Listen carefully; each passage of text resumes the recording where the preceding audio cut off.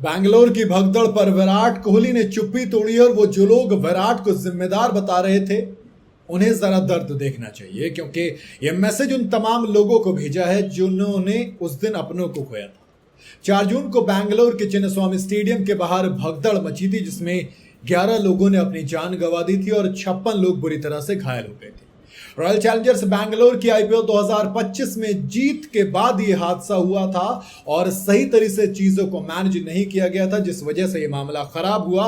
वो जीत गम में तब्दील हो गई, वो खुशी का मौका सबसे बड़ा धक्का दे गया। विराट कोहली ने अब बैंगलोर भगदड़ मामले पर चुप्पी तोड़ी और अपने टूटे दिल से तमाम पीड़ित परिवारों को एक मैसेज भेजा है। साथ में मैसेज उनको भी देखना चाहिए जो कह रहे थे विराट जिम्मेदार हैं इसके। दरअसल हाल ही में ऐलान किया था आरसीबी केयर्स नाम की फाउंडेशन की शुरुआत कर रहे हैं और उन सभी लोगों के परिवारों की मदद करेंगे जिन्होंने अपनी जान गंवाई है। आरसीबी की ऑफिशियल वेबसाइट पर इसके बाद विराट कोहली का स्टेटमेंट भी आया। इस स्टेटमेंट में विराट ने कहा कि देखो, 4 जून को जो दिल तोड़ देने वाला हादसा हुआ उसके लिए कोई तैयार नहीं था। हमारी फ्रेंचाइजी का जो सबसे खुशी वाला पल था वो एक दुखद घटना में, हादसे में बदल गया।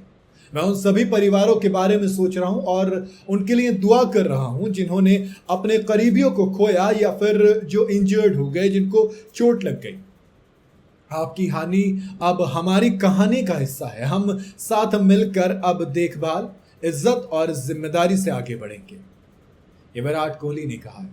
आरसीबी और इवेंट मैनेजमेंट कंपनी ने अचानक से चिन्नस्वामी स्टेडियम में सेलिब्रेशन का ऐलान किया। चीज़ों को सही तरीके से प्लान नहीं किया गया था और जिसकी वजह से जितनी चाहिए थी ज़रूरत के मुताबिक ना तो सिक्योरिटी थी ना ही अरेंजमेंट था। इसके अलावा आरसीबी की आईपीएल जीत सेलिब्रेशन के लिए उम्मीद से ज़्यादा लोग भी जमा हो गए थे। इतनी उम्मीद, इतना अंदाज़ा किसी ने लगाया था, जिसकी वजह से स्टेडियम के बाहर भगदड़ मच गई और 11 लोग अपनी जान गंवा बैठे।